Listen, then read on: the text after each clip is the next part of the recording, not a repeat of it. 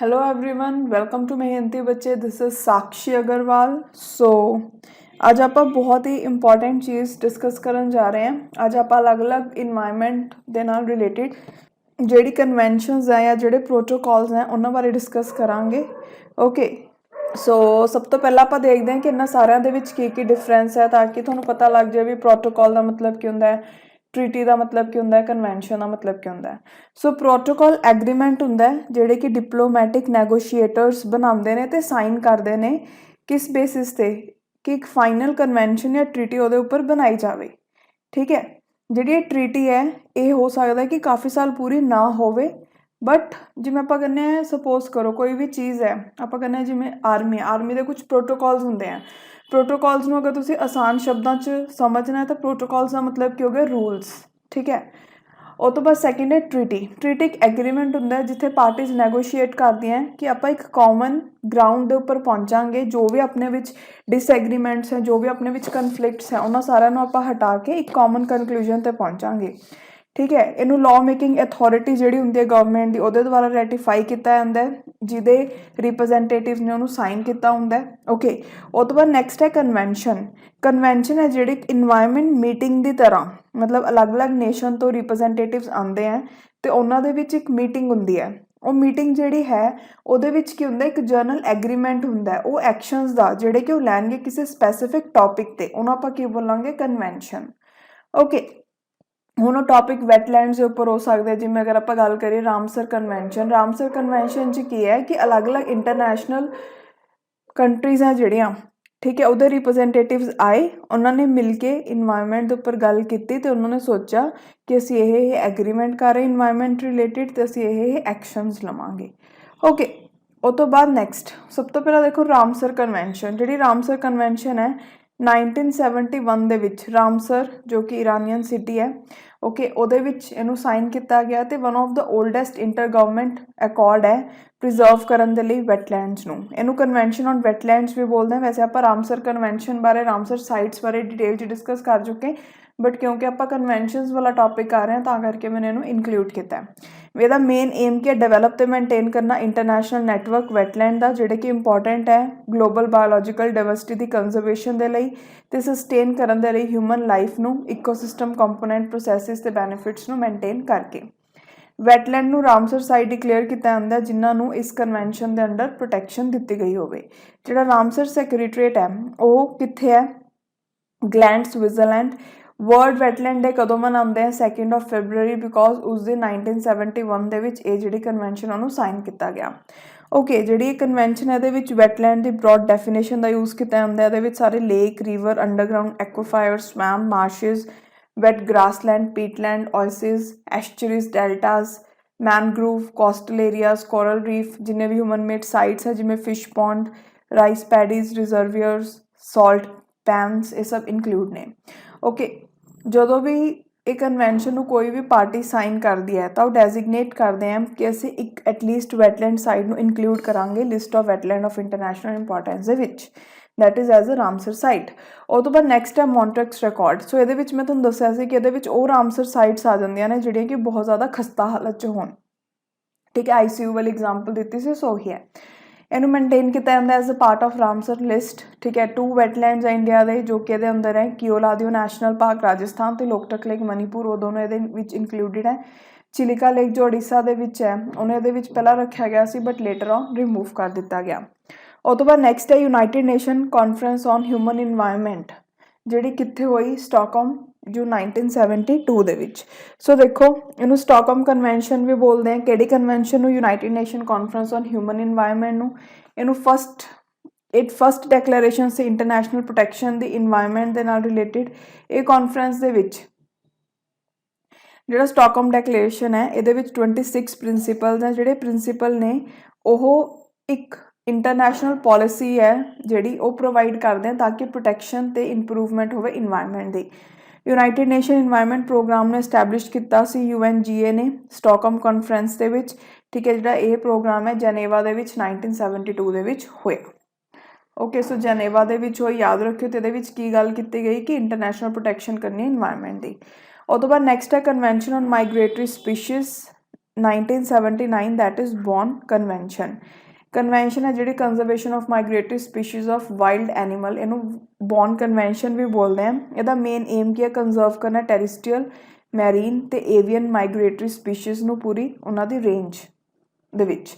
ठीक है, ਜਿਹੜੇ ਕਨਵੈਨਸ਼ਨ ਉਹ ਫੈਸਿਲੀਟੇਟ ਕਰਦੇ ਆ ਕਿ ਅਡੋਪਟ ਕੀਤਾ ਜਾਵੇ strict protection measures ਇੰਡੇਂਜਰਡ migratory species ਦੇ ਲਈ। ਕੰਕਲੂਜਨ ਹੋਵੇ ਮਲਟੀਲੇਟਰਲ ਐਗਰੀਮੈਂਟ ਦਾ, ਤਾਂ ਕਿ ਕੰਜ਼ਰਵੇਸ਼ਨ ਤੇ ਮੈਨੇਜਮੈਂਟ ਹੋਵੇ ਮਾਈਗ੍ਰੇਟਰੀ ਸਪੀਸ਼ੀਜ਼ ਦੀ ਕੋਆਪਰੇਟਿਵ ਰਿਸਰਚ ਐਕਟੀਵਿਟੀਜ਼ ਦੀ। ਅਗਰ ਆਪਾਂ ਗੱਲ ਕਰੀਏ ਕਨਵੈਨਸ਼ਨ ਹੈ, ਇਹ ਕਨਵੈਨਸ਼ਨ ਦੇ ਵਿੱਚ 2 ਅਪੈਂਡਿਕਸ ਹੈ। ਜਿਹੜਾ ਅਪੈਂਡਿਕਸ 1 ਹੈ ਇਹਦੇ ਵਿੱਚ ਮਾਈਗ੍ਰੇਟਰੀ ਸਪੀਸ਼ੀਜ਼ ਦੀ ਗੱਲ ਕੀਤੀ ਗਈ ਹੈ ਜਿਨ੍ਹਾਂ ਨੂੰ ਕਲਾਸੀਫਾਈ ਕੀਤਾ ਗਿਆ ਐਜ਼ ਇੰਡੇਂਜਰਡ, ਤੇ ਜਿੱਥੇ ਅਰਜੈਂਟ ਇੰਟਰਨੈਸ਼ਨਲ ਕੋਆਪਰੇਸ਼ਨ ਦੀ ਜ਼ਰੂਰਤ ਹੈ ਤਾਂ ਕਿ ਉਹਨਾਂ ਨੂੰ ਬਚਾਇਆ ਜਾ ਸਕੇ। ਅਪੈਂਡਿਕਸ 2 ਦੇ ਵਿੱਚ ਉਹ ਸਪੀਸ਼ੀਜ਼ ਨੂੰ ਰੱਖਿਆ ਗਿਆ ਜਿਨ੍ਹਾਂ ਨੂੰ ਕਿ ਬੈਨੀਫਿਟ ਦੀ ਜ਼ਰੂਰਤ ਹੈ ਇੰਟਰਨੈਸ਼ਨਲ ਐਗਰੀਮੈਂਟ ਦੇ ਥਰੂ। ਠੀਕ ਹੈ, ਇਹਨੂੰ 1979 ਦੇ ਵਿੱਚ ਬੌਨ ਦੇ ਵਿੱਚ that is West Germany sign किया गया। जिहड़ी कन्वेंशन है फोर्स चाही 1983 ਦੇ ਵਿੱਚ। देखो ਤੁਹਾਨੂੰ ਐਵੇਂ ਲੱਗ ਰਿਹਾ ਹੋਊਗਾ कि किन्नी थ्योरी है, बट ਇਹਦੇ ਵਿੱਚ ਇਹ सब पॉइंट्स करने ਜ਼ਰੂਰੀ है बिकॉज कितों कोई भी क्वेश्चन आ सकता, ਆਪਾਂ ਨੂੰ नहीं पता पेपर 'ਚ ਕੀ क्वेश्चन आवे।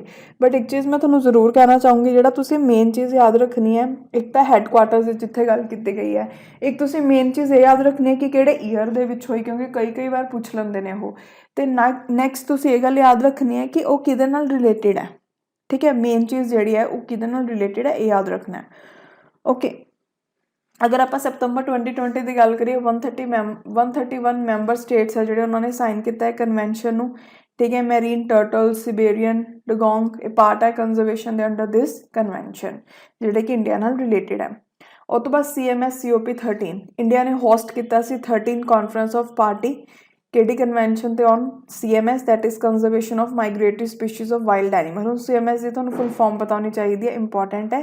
ਠੀਕ ਹੈ, ਤੇ ਕਿੱਥੇ ਹੋਈ ਸੀ ਇਹ? ਗੁਜਰਾਤ ਗਾਂਧੀ ਨਗਰ ਦੇ ਵਿੱਚ। ਜਿਹੜਾ ਲੋਗੋ ਹੈ COP 13 ਦਾ ਉਹਨੂੰ ਇੰਸਪਾਇਰ ਕੀਤਾ ਗਿਆ ਕੋਲਮ, ਜੋ ਕਿ ਇੱਕ ਟ੍ਰੈਡੀਸ਼ਨਲ ਆਰਟ ਹੈ ਸਾਊਦਰਨ ਇੰਡੀਆ ਦੀ, ਜਿਹਨੂੰ ਯੂਜ਼ ਕੀਤਾ ਜਾਂਦਾ ਡਿਪਿਕਟ ਕਰਨ ਦੇ ਲਈ ਮਾਈਗ੍ਰੇਟਰੀ ਸਪੀਸ਼ੀਜ਼ ਨੂੰ ਇੰਡੀਆ ਦੇ ਵਿੱਚ, ਜਿਵੇਂ ਐਮੂਰ ਫੈਲਕਨ ਹੋ ਗਿਆ, ਮੈਰੀਨ ਟਰਟਲਸ ਹੋ ਗਏ। ਇਹ ਹਾਈਲਾਈਟ ਕਰਦੇ ਇੰਪੋਰਟੈਂਸ ਇਕੋਲੋਜੀਕਲ ਕਨੈਕਟੀਵਿਟੀ ਦਾ, ਤਾਂ ਕਿ ਪ੍ਰੋਟੈਕਟ ਕੀਤਾ ਜਾਵੇ ਮਾਈਗ੍ਰੇਟਰੀ ਵਾਈਲਡ ਲਾਈਫ ਨੂੰ ਤੇ ਉਹਨਾਂ ਦੇ ਹੈਬਿਟੇਟ ਨੂੰ। ਜਿਹੜਾ CMS ਉਹ ਫੋਕਸ ਕਰਦਾ ਕਨੈਕਟੀਵਿਟੀ ਤੇ, ਤਾਂ ਕਿ ਇੰਟੀਗ੍ਰੇਟ ਹੋ ਸਕੀਏ ਨਿਊ ਗਲੋਬਲ ਬਾਇਓਡਾਇਵਰਸਿਟੀ ਫਰੇਮਵਰਕ ਦੇ ਵਿੱਚ। ਓਕੇ, ਕੰਟਰੀਜ਼ ਆ ਜਿਹੜੇ ਉਹ ਇੰਟੀਗ੍ਰੇਟ ਕਰਦੀਆਂ ਨੇ ਬਾਇਓਡਾਇਵਰਸਿਟੀ ਤੇ ਮਾਈਗ੍ਰੇਟਰੀ ਸਪੀਸ਼ੀਜ਼ ਨੂੰ। ठीक है, अपने नैशनल एनर्जी ते क्लाइमेट पॉलिसी एक्शनस दे नाल। COP 13 हाईलाइट करती है थ्रेट्स कि ने बायोडाइवर्सिटी नूं, that is loss and fragmentation of habitat destruction हो रहा है, डिग्रेडेशन हो रहा है, तो क्लाइमेट चेंज हो रहा है। ठीक है, सो ये चीज़ां दे विच मेन गल कीती हुंदी है कि एक तां तुहानूं पुछा जावे COP 13 किहदे नाल रिलेटेड है, कि एक तां जिहड़े बायोडाइवर्सिटी नूं लैके थ्रेट्स हैं ओह, ते सैकेंड क्लाइमेट चेंज। ठीक है, सो नैक्सट देखो अपने कोल ये वाली कन्वेंशन काफ़ी ज़्यादा इंपॉर्टेंट है, वियना कन्वेंशन। तो ये बारे मेन ये भी चीज़ पता होनी चाहिए कि किहदे नाल रिलेटेड है, ओजोन लेयर की प्रोटैक्शन दे नाल। ठीक है, जिहड़ी कन्वेंशन है उन्होंने 22 मार्च 1985 दे विच अडॉप्ट किया गया कॉन्फ्रेंस ऑफ वियना कन्वेंशन, ताकि प्रोटैक्शन होवे ओजोन लेयर की, ते कि मल्टीलेटरल इन्वायरमेंट एग्रीमेंट है। ये दोनों चीज़ां याद रखनियां। जिहड़ी वियना कन्वेंशन है वो काहदे लई है? Protection of ozone layer. ठीक है, तो एक मल्टीलेटरल इन्वायरमेंट एग्रीमेंट है जिन्होंने 1985 ਦੇ ਵਿੱਚ ਸਾਈਨ ਕੀਤਾ, ਜਿਹੜੀ ਕਿ ਫਰੇਮਵਰਕ ਪ੍ਰੋਵਾਈਡ ਕਰਦੀ ਹੈ ਤਾਂ ਕਿ ਇੰਟਰਨੈਸ਼ਨਲ ਲੈਵਲ ਤੇ ਰਿਡਕਸ਼ਨ ਹੋ ਸਕੇ ਕਾਦੀ ਕਲੋਰੋਫਲੋਰੋਕਾਰਬਨ ਦੀ ਪ੍ਰੋਡਕਸ਼ਨ ਦੇ ਵਿੱਚ, ਤੇ ਉਹਨਾਂ ਦੀ ਜਿਹੜੀ ਡਿਸਟਰਕਸ਼ਨ ਹੁੰਦੀ ਹੈ, मतलब तो उन्होंने जी डिस्ट्रक्शन है कि ओजोन लेयर ਨੂੰ खराब कर देंगे ने। ठीक है, वो चीज़ ਨੂੰ भी घटाया जा सके। तो अगर ओजोन लेयर ਤੇ इफेक्ट पैंदा क्लोरोफ्लोरोकार्बन ओजोन लेयर है जी डिप्लीट होंगी है, तो जी अल्ट्रावायलेट रेज एस होंगे वो डायरैक्टली अर्थ ते आ पाएंगे, तो वो स्किन कैंसर होने का खतरा होंगे। सो अल्टीमेटली ये चीज़ ਨੂੰ रिड्यूस करना। ठीक है, ये वियना कन्वेंशन ਦੇ ਵਿੱਚ ਹੀ ਸੀਗਾ कि जी ग्लोबल कोऑपरेशन है ओजोन लेयर ਨੂੰ प्रोटैक्ट करने के लिए, उस चीज़ बारे गल स्टार्ट हुई। ठीक है, लेटर फिर अडॉप्शन की गई मॉन्ट्रियल प्रोटोकॉल की। ये किहदे नाल रिलेटेड है? वो सबसटांसिस नाल रिलेटेड है जिहड़े डिप्लीट करदे ओजोन लेयर नूं। ठीक है, हुण देखो एक चीज़ ध्यान रखियो, जिहड़ी तां मॉन्ट्रियल प्रोटोकॉल है वो किहदे नाल रिलेटेड है? वो सबसटांसिस नाल रिलेटेड है जिहड़े कि खराब कर रहे हैं या डिप्लीट कर रहे हैं ओजोन लेयर नूं। जिहड़ी वियना कन्वेंशन है वो किहदे नाल रिलेटेड है कि ओजोन लेयर की प्रोटैक्शन करनी है। ठीक है, सो नैक्सट है मॉन्ट्रियल प्रोटोकॉल। हुण मॉन्ट्रियल प्रोटोकॉल किहदे नाल रिलेटेड है? वो सबसटांसिस दे नाल जो कि डिप्लीट करदे ओजोन लेयर नूं। हुण किहड़े-किहड़े दे विच सबसटांसिस आ जांदे? एक तां ozone depleting substances that is ODSS, ते कुछ हाइड्रोफ्लोरोकार्बन्स आ जांदे ने। ਹੁਣ ਅਗਰ ਆਪਾਂ ODS ਦੀ ਗੱਲ ਕਰੀਏ ਤਾਂ ਇਹਦੇ ਵਿੱਚ ਕੀ ਹੈ, ਕਲੋਰੋਫਲੋਰੋਕਾਰਬਨਸ, ਬ੍ਰੋਮੀਨ ਕੰਟੇਨਿੰਗ ਹੈਲੋਜਨਸ, ਮਿਥਾਈਲ ਬ੍ਰੋਮਾਈਡ, HCFCs, ਕਾਰਬਨ ਟੈਟਰਾਕਲੋਰਾਈਡ ਤੇ ਮਿਥਾਈਲ ਕਲੋਰੋਫਾਰਮ। ਓਕੇ, ਉਹ ਤੋਂ ਬਾਅਦ ਨੈਕਸਟ ਕਿਗਲੀ ਐਗਰੀਮੈਂਟ 2006 ਦੇ ਵਿੱਚ 170 ਕੰਟਰੀਜ਼ ਤੋਂ ਵੀ ਜ਼ਿਆਦਾ ਨੇ ਐਗਰੀ ਕੀਤਾ ਕਿ ਉਹ ਅਮੈਂਡ ਕਰਨਗੇ ਮੌਂਟਰੀਅਲ ਪ੍ਰੋਟੋਕਾਲ ਨੂੰ, ਜੋ ਕਿਹਦੇ ਉੱਪਰ ਬੇਸਡ ਹੈ, ਸਬਸਟੈਂਸਿਸ ਜੋ ਕਿ ਡਿਪਲੀਟ ਕਰਦੇ ਆ ਓਜ਼ੋਨ ਲੇਅਰ ਨੂੰ, ਤੇ ਇਹ ਚੀਜ਼ ਨੂੰ ਕਿਗਲੀ ਰਵਾਂਡਾ ਦੇ ਵਿੱਚ ਸਾਈਨ ਕੀਤਾ ਗਿਆ। ਜਿਹੜਾ ਕਿਗਲੀ ਐਗਰੀਮੈਂਟ ਹੈ ਇਹਦਾ ਮੇਨ ਏਮ ਕੀ ਹੈ, ਹਾਈਡਰੋਫਲੋਰੋਕਾਰਬਨਸ ਨੂੰ ਫੇਜ਼ ਡਾਊਨ ਕਰਨਾ, ਉਹਨਾਂ ਦੀ ਪ੍ਰੋਡਕਸ਼ਨ ਤੇ ਕੰਜ਼ੰਪਸ਼ਨ ਦੇ ਉੱਪਰ ਲਗਾਮ ਲਗਾ ਕੇ। ਸੋ ਯਾਦ ਰੱਖਿਓ ਜਿਹੜਾ ਕਿਗਲੀ ਐਗਰੀਮੈਂਟ ਹੈ ਉਹਦੇ ਵਿੱਚ ਹਾਈਡਰੋਫਲੋਰੋਕਾਰਬਨਸ ਦੀ ਗੱਲ ਕੀਤੀ ਗਈ ਹੈ ਕਿ ਇਹਦੀ ਪ੍ਰੋਡਕਸ਼ਨ ਨੂੰ ਵੀ ਘਟਾਉਣਾ ਹੈ ਤੇ ਇਹਦੀ ਕੰਜ਼ੰਪਸ਼ਨ ਨੂੰ ਵੀ ਘਟਾਉਣਾ ਹੈ। ਠੀਕ ਹੈ, given there zero impact on depletion of ozone layer, HFCs are currently used as replacement of hydrofluorocarbons and chlorofluorocarbons. However, they are powerful greenhouse gases. ਕਹਿੰਦਾ ਅਗਰ ਆਪਾਂ ਦੇਖੀਏ ਓਜ਼ੋਨ ਲੇਅਰ ਦੇ ਗੱਲ ਕਰੀਏ ਡਿਪਲੀਸ਼ਨ ਦੀ, ਤਾਂ ਜਿਹੜੇ ਹਾਈਡਰੋਫਲੋਰੋਕਾਰਬਨਸ ਨੇ ਉਹ ਐਸ ਕੰਪੇਅਰ ਟੂ ਹਾਈਡਰੋਕਲੋਰੋਫਲੋਰੋਕਾਰਬਨਸ ਤੇ ਕਲੋਰੋਫਲੋਰੋਕਾਰਬਨਸ ਓਜ਼ੋਨ ਲੇਅਰ ਨੂੰ ਘੱਟ ਨੁਕਸਾਨ ਪਹੁੰਚਾਉਂਦੇ ਆ, ਬਟ ਆਪਾਂ ਨੂੰ ਫਿਰ ਵੀ ਇਹਨਾਂ ਦੀ ਪ੍ਰੋਡਕਸ਼ਨ ਤੇ ਕੰਜ਼ੰਪਸ਼ਨ ਦੇ ਉੱਪਰ ਲਗਾਮ ਲਗਾਉਣ ਦੀ ਜ਼ਰੂਰਤ ਕਿਉਂ ਹੈ, ਬਿਕੋਜ਼ ਇਹ ਪਾਵਰਫੁਲ ਗ੍ਰੀਨ ਹਾਊਸ ਗੈਸਿਸ ਨੇ। ਠੀਕ ਹੈ, ਇੱਕ ਅਮੈਂਡਮੈਂਟ ਕੀਤੀ ਗਈ ਸੀ ਇਹਦੇ ਵਿੱਚ 1 ਜਨਵਰੀ 2019 ਦੇ ਵਿੱਚ। ਉਹਦਾ ਮੇਨ ਗੋਲ ਕੀ ਸੀਗਾ ਕਿ ਰਿਡਿਊਸ ਕਰਨਾ 80% HFC ਕੰਜ਼ੰਪਸ਼ਨ ਬਾਈ 2047।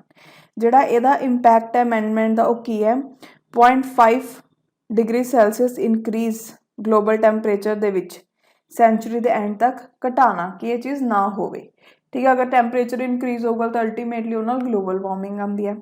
ਠੀਕ ਹੈ, ਇੱਕ ਲੀਗਲ ਬਾਈਂਡਿੰਗ ਐਗਰੀਮੈਂਟ ਹੈ ਪਾਰਟੀਜ਼ ਦੇ ਵਿੱਚ। ਓਕੇ, ਜਿਹੜਾ ਅਮੈਂਡਮੈਂਟ ਹੈ ਉਹਨੇ ਡਿਵਾਈਡ ਕੀਤਾ ਸਿਗਨੇਟਰੀ ਪਾਰਟੀਜ਼ ਨੂੰ 3 ਗਰੁੱਪਸ ਦੇ ਵਿੱਚ। ਸਭ ਤੋਂ ਪਹਿਲਾਂ ਜਿਹੜਾ ਗਰੁੱਪ 1 ਹੈ ਉਹਦੇ ਵਿੱਚ ਰਿਚ ਤੇ ਡਿਵੈਲਪਡ ਇਕੋਨਮੀਜ਼ ਹੈ, ਜਿਵੇਂ USA, UK, EU, ਜਿਹੜੀ ਕਿ ਸਟਾਰਟ ਕਰਨਗੇ ਫੇਸ ਡਾਊਨ ਕਰਨਾ HFCs ਨੂੰ ਬਾਈ 2019 ਤੇ ਉਹਨੂੰ ਰਿਡਿਊਸ ਕਰਨਗੇ ਅਪ ਟੂ 15%। ਠੀਕ ਹੈ, ਜਿੰਨਾ 2012 ਦੇ ਵਿੱਚ ਹੁੰਦਾ ਉਹ ਤੋਂ 15% ਤੱਕ ਰਿਡਿਊਸ ਕਰਨਗੇ ਬਾਈ 2036।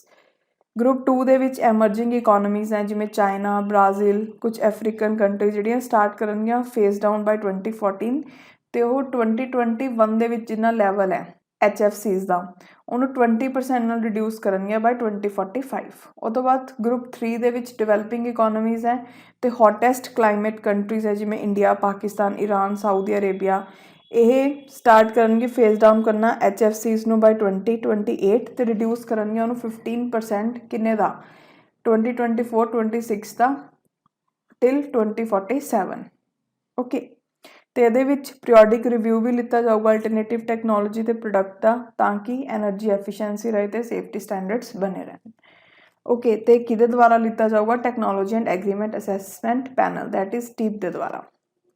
ਉਹ ਤੋਂ ਬਾਅਦ ਬਾਸਲ ਕਨਵੈਨਸ਼ਨ। ਬਾਸਲ ਕਨਵੈਨਸ਼ਨ ਕਿਹਦੇ ਉੱਪਰ ਬੇਸਡ ਹੈ, transboundary movement of hazardous waste and their disposal. Very very important, ਯਾਦ ਰੱਖਿਓ। ਠੀਕ ਹੈ, ਇਹਨੂੰ ਓਪਨ ਕੀਤਾ ਗਿਆ ਸੀ ਸਾਈਨ ਕਰਨ ਦੇ ਲਈ 22 ਮਾਰਚ 1989 ਨੂੰ, ਫੋਰਸ ਦੇ ਵਿੱਚ ਆਈ 5 ਮਈ 1992।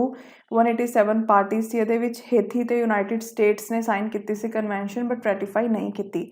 ਇੱਕ ਤਰੀਕੇ ਦੀ ਇੰਟਰਨੈਸ਼ਨਲ ਟ੍ਰੀਟੀ ਹੈ ਜਿਹਨੂੰ ਡਿਜ਼ਾਈਨ ਕੀਤਾ ਗਿਆ ਕਿ ਮੂਵਮੈਂਟ ਹੈ ਜਿਹੜੀ ਹੈਜ਼ਾਰਡੀਅਸ ਵੇਸਟ ਦੀ ਅਲੱਗ-ਅਲੱਗ ਨੇਸ਼ਨਸ ਦੇ ਵਿੱਚ ਉਹਨੂੰ ਘਟਾਇਆ ਜਾਵੇ, ਤਾਂ ਕਿ ਜਿਹੜੀ ਡਿਵੈਲਪਡ ਨੇਸ਼ਨ ਨੇ ਉਹ ਲੈਸ ਡਿਵੈਲਪ ਨੇਸ਼ਨਸ ਨੂੰ ਇਹਨੂੰ ਟਰਾਂਸਫਰ ਨਾ ਕਰ ਸਕਣ। ਠੀਕ ਹੈ, ਇਹਦੇ ਵਿੱਚ ਰੇਡੀਓ ਐਕਟਿਵ ਵੇਸਟ ਦੀ ਗੱਲ ਨਹੀਂ ਕੀਤੀ ਜਾਂਦੀ ਹੈ, ਬਹੁਤ ਇੰਪੋਰਟੈਂਟ ਪੁਆਇੰਟ ਹੈ, ਪੇਪਰ 'ਚ ਇਹਦੇ ਉੱਪਰ ਕੁਐਸਚਨ ਵੀ ਆ ਚੁੱਕਾ।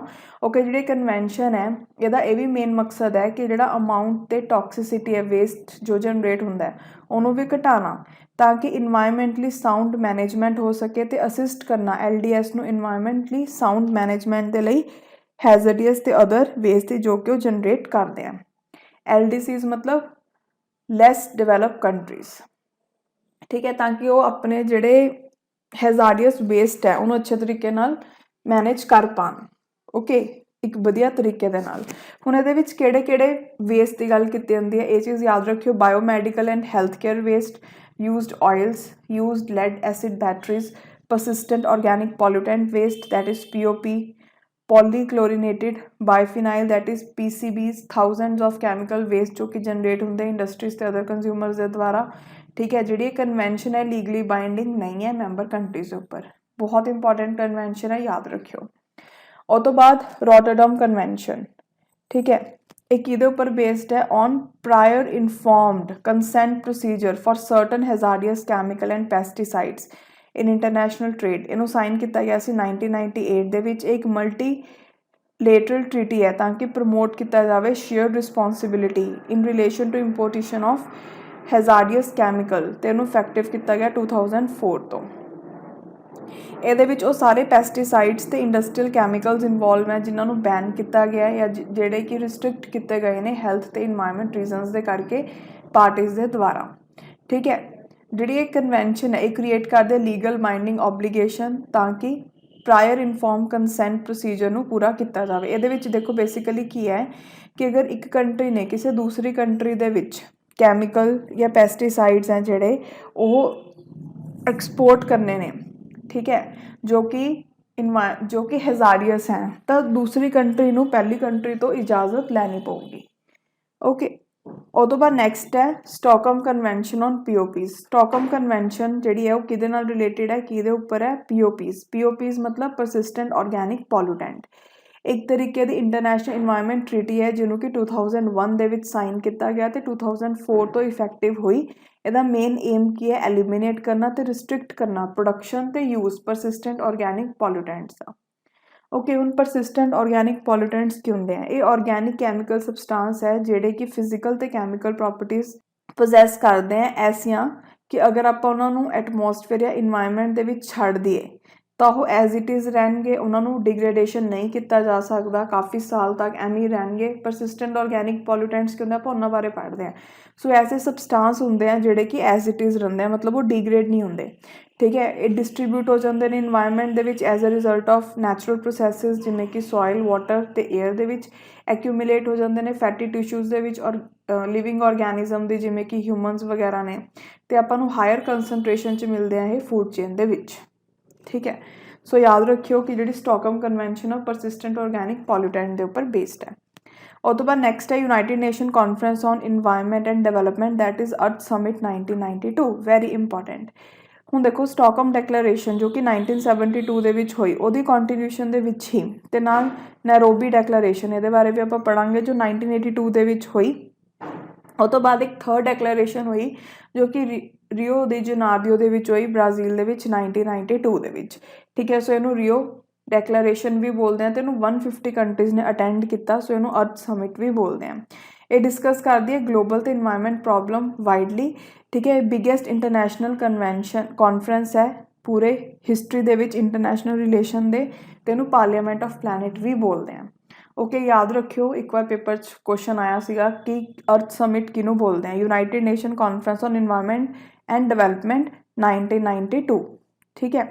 हुण देखो जिहड़ी फॉर्मल प्रोसैस है UNCED दी, उहदे विच 5 चीज़ां नूं अडॉप्ट किया गया, बेसिकली 5 डॉक्यूमेंट्स नूं अडॉप्ट किया गया। वो किहड़े-किहड़े सी, Rio declaration, agenda 21, legally non binding principle of forestry, convention on climate change ते कन्वेंशन ऑन बायोडाइवर्सिटी। इत्थों की सीधा पूछ सकते हैं कि 1992 दे विच की बायोडाइवर्सिटी दी कन्वेंशन की गल की गई सी, क्लाइमेट चेंज की गल की गई सी, ठीक है। फॉरेस्ट्री की गल की गई सी, बिल्कुल की गई सी। सो ये याद रखना है। एजेंडा 21 किहदे विच अडॉप्ट किया गया, ये पता होना चाहिए थोड़ा। सो रियो डैक्लेरेशन एक स्टेटमेंट है ब्रॉड प्रिंसीपल दी जो गाइड करता नैशनल कंडक्ट नूं इन्वायरमेंट प्रोटैक्शन ते डेवलपमेंट नाल रिलेटेड। एजेंडा 21 एक मैसिव डॉक्यूमेंट है जिहदे विच डिटेल एक्शन प्लान है सस्टेनेबल डेवलपमेंट दे लई। ओके, हुण आपां सब तो पहला रियो डैक्लेरेशन के बारे पढ़ते हैं। जिहड़ा रियो डैक्लेरेशन है उन्होंने अडॉप्ट किया सी कॉन्फ्रेंस दे विच जो रिकॉगनाइज करते यूनीवर्सल ते इंटीग्रल नेचर अर्थ दी, ते एस्टैबलिश करते ग्लोबल पार्टनरशिप स्टेट्स दे विच, ते इनलिस्ट करते जनरल राइट्स ते ऑबलीगेशन जो कि इंपॉर्टेंट है इन्वायरमेंट प्रोटैक्शन नूं लैके। जिहड़ी रियो डैक्लेरेशन ऑफ स्टेटमेंट है 27 प्रिंसीपल दी जो कि गाइड करते हैं national environment behaviour they related, ते इनलिस्ट करते हैं जनरल राइट ते ऑबलीगेशन इन्वायरमेंट प्रोटैक्शन नूं लैके। जिहड़े रियो प्रिंसीपल्स हैं वो ह्यूमन बीइंग नूं प्लेस करते हैं सस्टेनेबल डेवलपमेंट के सेंटर ते, ठीक है, बाय स्टेटिंग दैट कि जिहड़े ह्यूमनस है वो इंटाइटल्ड है हैल्थी ते प्रोडक्टिव लाइफ के लिए। ओके, भी नेचर दे नाल जिहड़े जिस ਪ੍ਰਿੰਸੀਪਲਸ ਹੀ ਹੈਪੀ ਤੇ ਹੈਲਦੀ ਲਾਈਫ ਹੈ ਸਾਰੇ ਪੀਪਲ ਦੇ ਲਈ, ਤਾਂ ਕਿ ਉਹ ਮਤਲਬ ਮੇਨ ਇਹਦੇ ਵਿੱਚ ਗੱਲ ਕੀ ਕੀਤੀ ਗਈ ਹੈ ਕਿ ਹਿਊਮਨਸ ਆ ਜਿਹੜੇ ਉਹ ਅੱਛੀ ਲਾਈਫ ਬਤੀਤ ਕਰਨ ਤੇ ਨਾਲ ਆਪਣੇ ਇਨਵਾਇਰਨਮੈਂਟ ਦੇ ਨਾਲ ਵੀ ਉਹ ਰਹਿਣ। ਸਸਟੇਨੇਬਲ ਡਿਵੈਲਪਮੈਂਟ ਨੂੰ ਅਚੀਵ ਕਰਨ ਦੇ ਲਈ ਜਿਹੜੀਆਂ ਸਟੇਟਸ ਹੈ ਉਹ ਰਿਡਿਊਸ ਤੇ ਐਲੀਮੀਨੇਟ ਕਰਨਗੀਆਂ ਅਨਸਸਟੇਨੇਬਲ ਪੈਟਰਨ ਪ੍ਰੋਡਕਸ਼ਨ ਤੇ ਕੰਜ਼ੰਪਸ਼ਨ ਦੇ, exchange of scientific and technological knowledge, compensation for adverse effect of climate damage, ਜੋ ਕਿ ਕਿਹਦੇ ਨਾਲ ਹੁੰਦਾ ਹੈ, एक्टिविटीज़ within their jurisdiction और control to areas beyond their jurisdiction, मतलब ऐसी एक्टिविटीज़ नाल भी जो उन्होंने जुरिडिक्शन च ने ते ऐसी एक्टिविटीज़ नाल भी जो उन्होंने जुरिडिक्शन तो बाहर है। ओके, उस तो बाद नैक्सट देखो एजेंडा 21। एजेंडा 21 एक नॉन बाइंडिंग एक्शन प्लान है यूनाइटेड नेशन का, तो किहदे नाल रिलेटेड है, सस्टेनेबल डिवेलपमेंट के नाल रिलेटेड है। ये प्रोडक्ट है अर्थ समिट का। अर्थ समिट किहड़ी सी, United Nation conference on environment and development, जो कि रियो द जनेरियो ब्राज़ील दे विच 1992 दे विच होई। ये एक्शन एजेंडा यूनाइटेड नेशन का ते अदर मल्टीलेटरल ऑर्गेनाइजेशन ते इंडिविजुअल गवर्नमेंट का पूरे वर्ल्ड दे विच जिन्होंने एग्जीक्यूट किया जा सकता है लोकल, नैशनल ते ग्लोबल लैवल के उपर। वन मेजर ऑब्जेक्टिव की एजेंडा 21 इनीशिएटिव का कि हरेक लोकल गवर्नमेंट है जी वो ड्रॉ करूगी अपना एक लोकल एजेंडा 21, जिहड़ा दा एम है पहला की सी अचीव करना ग्लोबल सस्टेनेबल डिवेलपमेंट 2000 तक, ठीक है। 21 जिहड़ा है उहदा मतलब की सीगा 21 टारगेट्स, एक कॉम्प्रीहेंसिव एक्शन प्लान है जिहड़ा कि फ्यूचर प्लान दसदा है with relation to environment and development. जिहड़ा एजेंडा एम्फेसाइज करदा है किहड़े इशूज़ के उपर, poverty, health consumption pattern, natural resource use, financial resource, human settlement and technological settlements. Okay, तो ये energy, climate other wide issues की भी गल की गई है इन्वायरमेंट एंड डिवेलपमेंट के। ओके, तो एक गल याद रखियो, एजेंडा 21 है जिहड़ा वो भी एक बाइंडिंग डॉक्यूमेंट नहीं है, बट ये डॉक्यूमेंट है रियो डिक्लेरेशन का। ओके, सो बट एक इंपॉर्टेंट डॉक्यूमेंट है रियो डिक्लेरेशन का, ठीक है। उस तो बाद नैक्सट है United nation framework convention on climate change, that is UNFCCC 1992। हुण देखो ये की है 1992 दे विच कंट्रीज़ हैं जिहड़ियां उन्होंने एक इंटरनेशनल ट्रीटी नूं ज्वाइन किया जो कि यूनाइटेड नेशन फ्रेमवर्क कन्वेंशन सी क्लाइमेट चेंज के उपर एक फ्रेमवर्क है इंटरनेशनल कोऑपरेशन का, ताकि क्लाइमेट चेंज के नाल लड़िया जा सके, लिमिट करके एवरेज ग्लोबल टैंपरेचर इंक्रीज़ नूं ते जिहदे नाल क्लाइमेट चेंज हो रहा है तो उहदे इंपैक्ट्स नाल लड़िया जा सके। जिहड़ा प्राइमरी गोल है United nation framework convention on climate change का, वो की है, स्टेबलाइज करना ग्रीन हाउस गैसिज एमिशनस नूं वो लैवल ते जिहड़े कि प्रिवेंट करन कि वो ज़्यादा इन्वायरमेंट दे नाल इंटरफेयर ना करन। सो तुसीं एक गल याद रखनी है कि प्राइमरी गोल की इहदा ग्रीन हाउस गैस एमिशन नूं कंट्रोल करना। जिहड़ी कन्वेंशन है वो इंब्रेस करदी है principal common but differential responsibilities they which guided the adoption of regulatory structure. India ने साइन किया इनू जून 1992 दे विच ते रेटिफाई किया सी नवंबर 1993 दे विच। कन्वेंशन के मुताबिक जो रिडक्शन है तो लिमिटेशन रिक्वायरमेंट है वो सिर्फ अप्लाई होंदियां ने किहड़ी कंट्रीज़ दे लई, डेवलप्ड कंट्रीज़ दे लई। जिहड़ी ओनली ऑबलीगेशन है डेवलपिंग कंट्रीज़ दे लई वो किहदे नाल रिलेटेड है, GHG that is green house gas inventory नूं बनाउण दे लई। सो ये फोर्स दे विच आई 21 मार्च 1994 दे विच तेनू 197 कंट्रीज़ ने रेटिफाई किया। ये पेरेंट ट्रीटी है 2015 पैरिस एग्रीमेंट की, तो पेरेंट ट्रीटी है 1997 क्योटो प्रोटोकॉल की। UNFCCC सैक्रेटरीएट है जिहड़ा वो की है यूनाइटेड नेशन एंटिटी, ठीक है, जिन्हों की रिस्पॉन्सिबिलिटी दी गई है ग्लोबल रिस्पॉन्स देना क्लाइमेट चेंज के अगेंस्ट। तो कित्थे लोकेटेड है, जर्मनी के बॉन दे विच। ओके, उस तो बाद हम नैक्सट है क्योटो प्रोटोकॉल, बहुत ज़्यादा इंपॉर्टेंट है, वेरी इंपॉर्टेंट। जिहड़ा क्योटो प्रोटोकॉल है उन्होंने जापान क्योटो 1997 दे विच अडॉप्ट किया गया। इंडिया ने इन्हूं रेटिफाई किया 2002 दे विच। जिहड़ा क्योटो प्रोटोकॉल है वो Feb 2005 दे विच फोर्स च आया। मैं तुहानूं फिर एक चीज़ कह रही हैं कि तुसी जस्ट मेन चीज़ां याद रखनिया भी किहड़ी चीज़ किहदे नाल रिलेटेड है। हुण क्योटो प्रोटोकॉल का दसदा इंपॉर्टेंट है, इहदे विचों अंदरों भी क्वेश्चन आ जाते हैं, सो इहदे बारे तुहानूं अच्छे तरीके नाल समझना है। करंटली 192 पार्टीज़ हैं। कैनेडा ने ये 2012 विड्रॉ कर लिया। यदा मेन गोल की है, फाइट करना ग्लोबल वार्मिंग के नाल, ग्रीन हाउस गैस की कंसनट्रेशन नूं घटा के एटमोसफेयर दे विचों, ठीक है, एक ऐसे लैवल ते कि जो खतरनाक ना होवे। ਜਿਹੜਾ ਕਿਓਟੋ ਪ੍ਰੋਟੋਕੋਲ ਉਹਦਾ ਏਮ ਕੀ ਹੈ, ਐਮਿਸ਼ਨਸ ਨੂੰ ਘਟਾਉਣਾ ਗ੍ਰੀਨ ਹਾਊਸ ਗੈਸਿਸ ਦੇ ਡਿਵੈਲਪਡ ਵਰਲਡ ਦੇ ਵਿੱਚ ਬਾਈ ਅਬਾਊਟ 5% ਬਾਈ 2012, ਠੀਕ ਹੈ, as compare to 1990s level. ਜਿਹੜਾ ਪ੍ਰੋਟੋਕੋਲ ਆ ਉਹ ਬੇਸਡ ਹੈ ਪ੍ਰਿੰਸੀਪਲ 'ਤੇ, ਮਤਲਬ ਕੀ ਹੈ ਕਿ ਕਾਮਨ ਪ੍ਰਿੰਸੀਪਲ ਹੈ ਬਟ ਅਲੱਗ-ਅਲੱਗ ਰਿਸਪੋਂਸੀਬਿਲਿਟੀ ਹੈ, ਮਤਲਬ ਹੈ ਲਾਈਨ ਦਾ। ਜਿਹੜਾ ਕਿਓਟੋ ਪ੍ਰੋਟੋਕੋਲ ਹੈ ਓਨਲੀ ਗਲੋਬਲ ਟ੍ਰੀਟੀ ਹੈ ਜਿਹੜੀ ਕਿ ਬਾਈਂਡਿੰਗ ਕਰਦੀ ਹੈ ਲਿਮਿਟਸ ਗ੍ਰੀਨ ਹਾਊਸ ਗੈਸ ਐਮਿਸ਼ਨਸ ਦੇ ਉੱਪਰ, ਠੀਕ ਹੈ। ਇਹ ਓਬਲੀਗੇਸ਼ਨ ਲਗਾਉਂਦੀ ਹੈ ਡਿਵੈਲਪਡ ਕੰਟਰੀਜ਼ ਦੇ ਉੱਪਰ ਐਮਿਸ਼ਨਸ ਨੂੰ ਲੈ ਕੇ, ਠੀਕ ਹੈ, ਕਿ ਗ੍ਰੀਨ ਹਾਊਸ ਗੈਸਿਸ ਦੀ ਤੁਸੀਂ ਇੰਨੀ ਐਮਿਸ਼ਨ ਕਰ ਸਕਦੇ ਹੋ। ਮਤਲਬ ਇਹ ਕੀ ਹੈ, ਇੱਕ ਓਬਲੀਗੇਸ਼ਨ ਹੈ, ਕੰਪਲਸਰੀ ਉਹਨਾਂ ਨੂੰ ਐਵੇਂ ਕਰਨਾ ਪਊਗਾ ਅਗਰ ਉਹਨਾਂ ਨੇ ਇਹਨੂੰ ਸਾਈਨ ਕੀਤਾ। ਹੁਣ ਦੇਖੋ ਇਹਦੇ ਵਿੱਚ ਕਿਓਟੋ ਪ੍ਰੋਟੋਕੋਲ ਦੇ ਵਿੱਚ ਨਾ ਅਲੱਗ-ਅਲੱਗ ਕਲਾਸੀਫਿਕੇਸ਼ਨ ਕੀਤੀ ਹੋਈ ਹੈ, ਜਿਵੇਂ Annex 1 ਡਿਵੈਲਪ ਕੰਟਰੀਜ਼ ਹੈ ਜਿਵੇਂ US, UK, ਰਸ਼ੀਆ, ਠੀਕ ਹੈ, ਅਤੇ ਇਕੋਨਮੀਜ਼ ਇਨ ਟ੍ਰਾਂਜੀਸ਼ਨ ਜਿਵੇਂ ਕਿ ਯੂਕਰੇਨ, ਟਰਕੀ ਅਤੇ ਕੁਝ ਈਸਟ ਯੂਰਪੀਅਨ ਕੰਟਰੀਜ਼। Annexure 2 ਦੇ ਵਿੱਚ ਡਿਵੈਲਪਡ ਕੰਟਰੀਜ਼, ਠੀਕ ਹੈ, ਇਹ ਬੇਸਿਕਲੀ ਸਬਸੈਟ ਹੈ Annexure 1 ਦਾ, ਠੀਕ ਹੈ। Required to provide financial and technical supports to EIT, ਇਹ ਐਸੀ ਕੰਟਰੀਜ਼ ਹੈ ਜੋ ਕਿ EITs ਨੂੰ ਫਾਈਨੈਂਸ਼ੀਅਲ ਅਤੇ ਟੈਕਨੀਕਲ ਸਪੋਰਟ ਪ੍ਰੋਵਾਈਡ ਕਰਨਗੀਆਂ ਅਤੇ ਡਿਵੈਲਪਿੰਗ ਕੰਟਰੀਜ਼ ਨੂੰ ਸਪੋਰਟ ਪ੍ਰੋਵਾਈਡ ਕਰਨਗੀਆਂ ਤਾਂ ਕਿ ਉਹ ਆਪਣੇ ਗ੍ਰੀਨ ਹਾਊਸ ਗੈਸਿਸ ਐਮਿਸ਼ਨ ਨੂੰ ਘਟਾ ਸਕਣ। ਕਈ ਵਾਰ ਪੇਪਰ 'ਚ ਐਸੇ ਕੁਐਸਚਨਸ ਵੀ ਆ ਜਾਂਦੇ ਆ, ਸੋ ਯਾਦ ਰੱਖਿਓ। ਉਹ ਤੋਂ ਬਾਅਦ Annex B ਹੈ ਜਿਹੜੀ Annex 1 ਪਾਰਟੀਜ਼ ਹੈ ਫਸਟ ਅਤੇ second round Kyoto protocol greenhouse gas target ਨਾਲ। ਜਿਹੜਾ ਫਸਟ ਰਾਊਂਡ ਟਾਰਗੇਟ ਹੈ ਉਹ ਅਪਲਾਈ ਹੁੰਦਾ ਹੈ 2008 ਤੋਂ ਲੈ ਕੇ 2012, ਅਤੇ ਸੈਕਿੰਡ ਕਿਓਟੋ ਟਾਰਗੇਟ ਹੈ ਜਿਹੜਾ ਉਹ ਅਪਲਾਈ ਹੁੰਦਾ 2013 ਤੋਂ ਲੈ ਕੇ 20 ਤੱਕ। ਕੰਪਲਸਰੀ ਬਾਈਂਡਿੰਗ ਟਾਰਗੇਟਸ ਦਿੱਤੇ ਗਏ ਇਹਦੇ ਵਿੱਚ ਗ੍ਰੀਨ ਹਾਊਸ ਗੈਸ ਐਮਿਸ਼ਨ ਨੂੰ ਲੈ ਕੇ। ਨੋਨ Annexure 1 ਪਾਰਟੀਜ਼ UNFCCC ਜੋ ਕਿ Annexure 1 ਦੇ ਵਿੱਚ ਨਹੀਂ ਹੈਗੀਆਂ, ਠੀਕ ਹੈ। ਇਹ ਮੋਸਟਲੀ ਲੋ ਇਨਕਮ ਡਿਵੈਲਪਿੰਗ ਕੰਟਰੀਜ਼ ਹੈ, ਇਹਨਾਂ ਦੇ ਕੋਈ ਬਾਈਂਡਿੰਗ ਟਾਰਗੇਟਸ ਨਹੀਂ ਹੈਗੇ ਕਿ ਤੁਸੀਂ ਗ੍ਰੀਨ ਹਾਊਸ ਗੈਸ ਐਮਿਸ਼ਨ ਘਟਾਉਣੀ ਹੈ। ਸੋ ਨੋਨ Annexure 1 ਦੇ ਵਿੱਚ ਕੀ ਹੈ ਕਿ ਉਹ ਕੰਟਰੀਜ਼ ਨੇ ਇਹਦੇ ਵਿੱਚ ਜੋ ਕਿ Annexure 1 ਦੇ ਵਿੱਚ ਨਹੀਂ ਹੈਗੀਆਂ, ਅਤੇ ਇਹ ਮੋਸਟਲੀ ਲੋ ਇਨਕਮ ਡਿਵੈਲਪਿੰਗ ਕੰਟਰੀਜ਼ ਹੈ, ਅਤੇ ਇਹਨਾਂ ਦੇ ਉੱਪਰ ਕੋਈ ਓਬਲੀਗੇਸ਼ਨ ਨਹੀਂ ਲਗਾਈ ਗਈ, ਇਹਨਾਂ ਨੂੰ ਕੋਈ ਬਾਈਂਡਿੰਗ ਟਾਰਗੇਟਸ ਨਹੀਂ ਦਿੱਤੇ ਗਏ ਕਿ ਤੁਸੀਂ ਗ੍ਰੀਨ ਹਾਊਸ ਗੈਸ ਐਮਿਸ਼ਨ ਨੂੰ ਘਟਾਉਣਾ।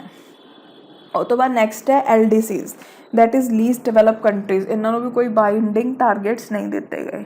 ਇਹਦੇ ਵਿੱਚ ਨਾ Annexure 1 ਅਤੇ 2 ਬਹੁਤ ਇੰਪੋਰਟੈਂਟ ਹੈ। Annexure 2 ਦੇ ਵਿੱਚ ਡਿਵੈਲਪ ਕੰਟਰੀਜ਼ ਹੈ, ਠੀਕ ਹੈ, ਸਬਸੈਟ Annexure 1 ਦਾ, ਅਤੇ ਇਹਨਾਂ ਨੂੰ ਕਿਹਾ ਗਿਆ ਹੈ ਕਿ ਇਹਨਾਂ ਦਾ ਮੇਨ ਕੰਮ ਕੀ ਹੈ ਕਿ ਉਹ ਫਾਈਨੈਂਸ਼ੀਅਲ ਅਤੇ ਟੈਕਨੀਕਲ ਸਪੋਰਟ ਪ੍ਰੋਵਾਈਡ ਕਰਨਗੀਆਂ ਇਕੋਨਮੀਜ਼ ਇਨ ਟ੍ਰਾਂਜੈਕਸ਼ਨਸ ਨੂੰ ਅਤੇ ਡਿਵੈਲਪਿੰਗ ਕੰਟਰੀਜ਼ ਨੂੰ ਤਾਂ ਕਿ ਉਹ ਆਪਣੇ ਗ੍ਰੀਨ ਹਾਊਸ ਗੈਸ ਐਮਿਸ਼ਨਸ ਨੂੰ ਘਟਾ ਸਕਣ, ਓਕੇ। ਉਹ ਤੋਂ ਬਾਅਦ ਇੱਕ ਇਹਦੇ ਵਿੱਚ ਹੋਰ ਇੰਪੋਰਟੈਂਟ ਜਿਹੜੀ ਚੀਜ਼ ਹੈ ਉਹ ਕੀ ਹੈ ਕਿ ਜਿਹੜਾ ਕਿਓਟੋ ਪ੍ਰੋਟੋਕੋਲ ਐਮਿਸ਼ਨ ਹੈ ਉਹਦੇ ਵਿੱਚ ਹੁਣ ਕਿਹੜੀ ਗੈਸਿਸ ਨੂੰ ਇਨਕਲੂਡ ਕੀਤਾ ਗਿਆ, ਵੈਰੀ ਇੰਪੋਰਟੈਂਟ।